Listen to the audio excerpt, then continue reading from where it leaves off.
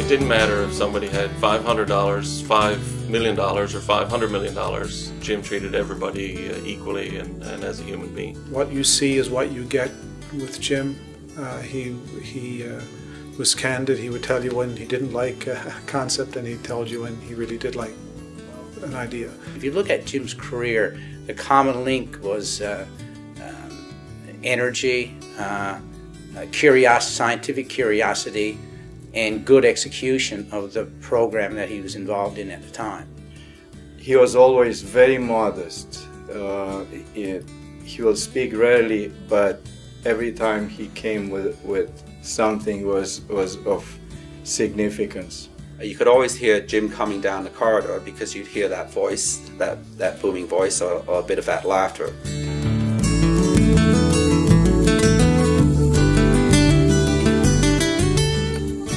It was very much Jim's way to help people develop and then encourage them to go back and spread that knowledge throughout to their own people in their own countries. I know that he's very respected by his students, and especially the graduate students that I'm now friends with in Calgary. Most of them are from Newfoundland. Jim took a particular interest in everybody he dealt with. And I know feedback from students of his also shared a similar experience that I had with him personally. He was a mentor for a lot of people. He was always looking to bring at memorial other professors from around the country that had different speciality that he thought are needed in Newfoundland and Labrador. I say he was a professor's professor. Concise thinking, good presentation, and a clear conclusion of the issue that was at hand when the research was started. Not just a good researcher, he was a good presenter of the results to the public and to his professional group, and that's, to my mind, as big a skill as the actual collecting of the data.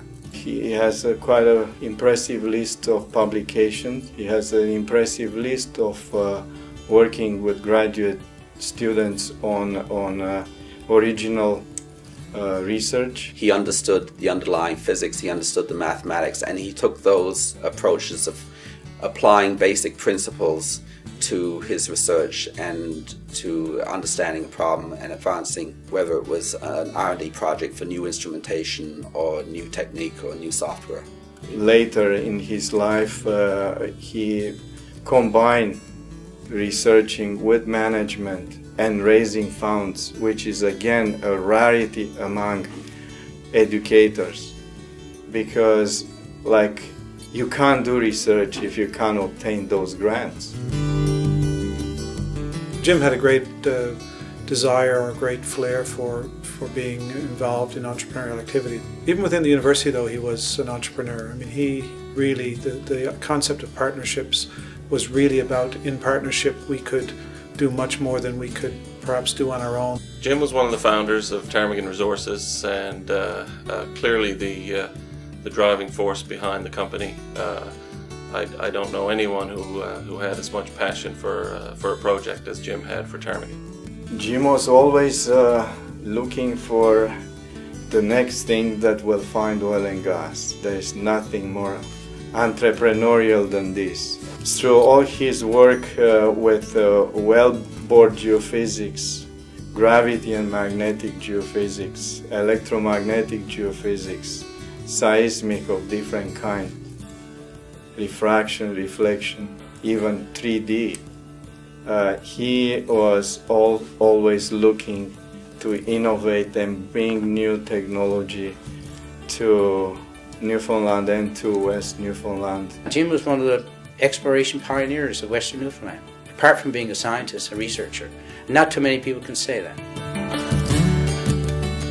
Dr. Wright did have a big impact on directional drilling in the early days, and typical of Jim, he did not publicize that. Few people knew of his involvement with the Russell brothers in the development of some early tools to measure and locate the drill bit as it's drilling. I know that Jim was a pioneer in directional drilling. I know that he was a pioneer in many directions.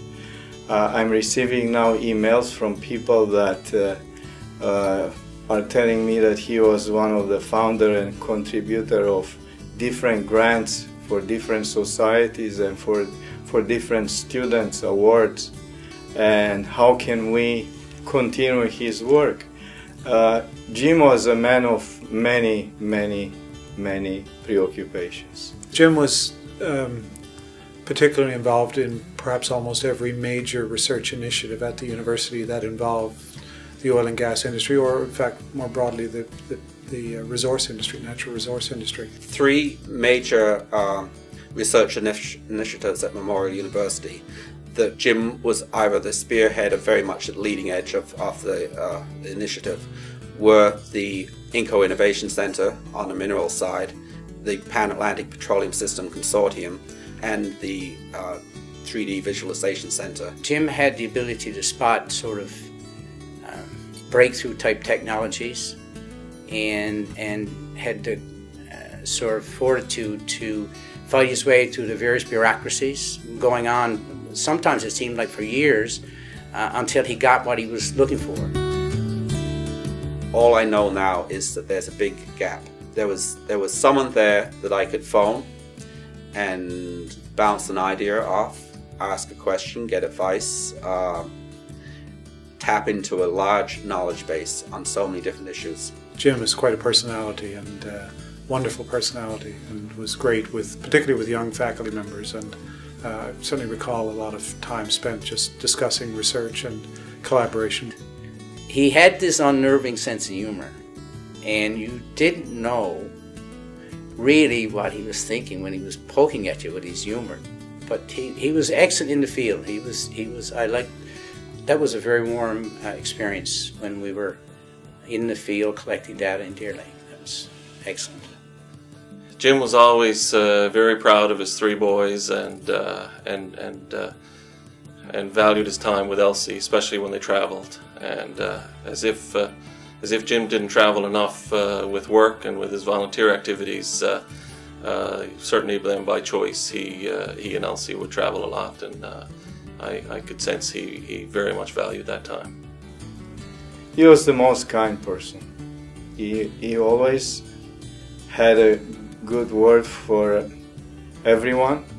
Anytime you had some kind of personal or professional problems, and Jim was always there for you. We all will miss him enormously as one of the professionals that gave more than 100%